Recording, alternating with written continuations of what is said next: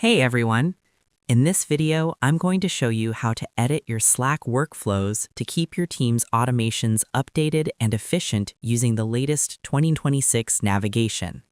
Step 1. Navigate to the Automations Hub. In the 2026 Slack layout, managing your existing workflows starts in the More menu, where all your productivity tools are now centralized. Hover over More in the left-hand sidebar and select Automations. This opens the main automation dashboard. From here, click on the Workflows tab and then select Managed by You. This will show you a list of all the workflows you've previously created or have permission to edit. Step 2. Access the Workflow Editor. To start making changes, you need to pull your previous workflow back into the Workflow Builder.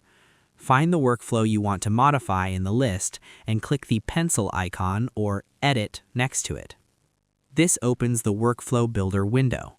To change the workflow's identity, simply click on the workflow name at the top left of the screen. You can then type in a new name, update the description, or even change the icon to make it easier for your team to identify.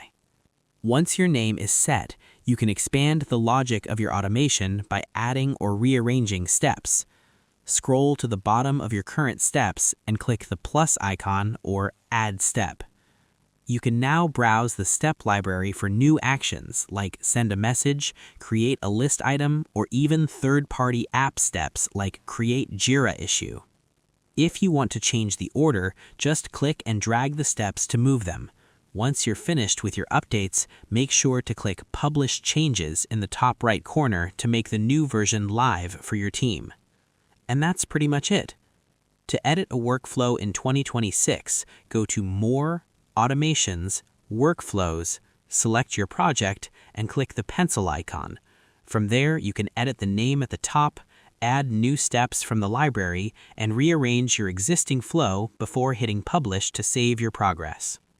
I hope this helped you out, and I see you in the next one.